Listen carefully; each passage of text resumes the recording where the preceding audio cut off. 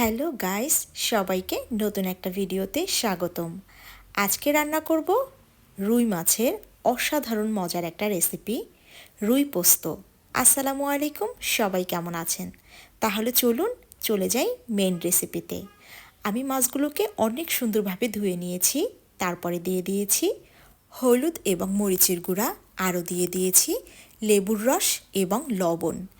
আমি এই মাছগুলোকে অনেক সুন্দরভাবে এই মশলাগুলো দিয়ে মেখে কিছুক্ষণ রেখে দিয়েছিলাম। তারপরে প্যানে তেল গরম করে ভেজে নিচ্ছি। আমি হালকা করে ভেজে নিব। আমার মাছগুলো কিন্তু এই পর্যায়ে আমি তুলে নিচ্ছি। এরপরে আমি মশলাটা তৈরি করে নিব। দিয়ে দিয়েছি পেঁয়াজ, কাঁচামরিচ এবং টমেটো। আমি ওটাকে পেস্ট করে নিয়েছি।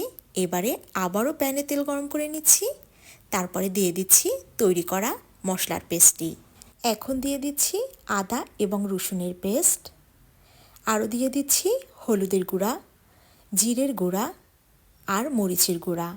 এবারে অনেক ভালোভাবে মশলাটাকে কষিয়ে নিব। যারা রুই মাছ পছন্দ করেন তারা কিন্তু অবশ্যই এই রেসিপিটা ট্রাই করতে পারেন, অনেক মজা হয়। তো আমি পানি দিয়ে আবারও কষিয়ে নিচ্ছি। আমি পোস্তদানা এবং কাজু বাদাম ভিজিয়ে রেখেছিলাম 2 ঘন্টা আগে। এখন এটাকে একটা পেস্ট তৈরি করে নিচ্ছি। সেই পেস্টটা দিয়ে দিচ্ছি এই মশলার মধ্যে। এই মশলাটাই কিন্তু এই মাছ রান্নাটাকে অনেক লোভনীয় করে তুলবে। ঝোলটাকে একদম সিল্কি সিল্কি একটা ভাব নিয়ে আসবে। আর এই ঝোল দিয়েই কিন্তু আপনি নিমিষে 1 প্লেট ভাত খেয়ে নিতে পারবেন, এত মজা হয়। তো আমি আরও কিছুক্ষণ কষিয়ে নিচ্ছি। এই পর্যায়ে দিয়ে দিচ্ছি একটু চিনি। তারপরে এখন আমি পরিমাণ মতো পানি দিয়ে দিচ্ছি। আমার মাছগুলো অলমোস্ট সিদ্ধ হওয়া, তাই আমি কম পরিমাণে পানি ইউজ করেছি। আর এই মাছ রান্নাটা একটু ঝোলঝোল খেতেই ভালো লাগে। তো এবার আমি মাছগুলো সব দিয়ে দিচ্ছি। এই রান্নাটা আমি কিন্তু প্রথমবারই করেছি। তো আমাদের বাসার সবাই অনেক পছন্দ করেছে। এত সুন্দর একটা ঘ্রাণ।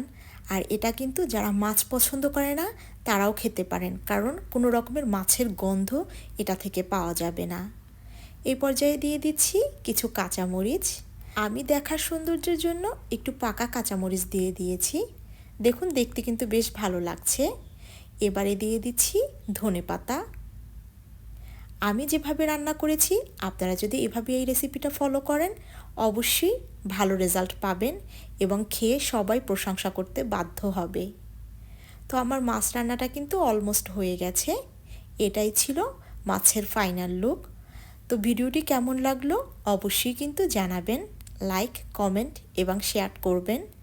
সবাই ভালো থাকবেন, একে অপরের পাশে থাকবেন, দোয়া করবেন। আল্লাহ হাফেজ।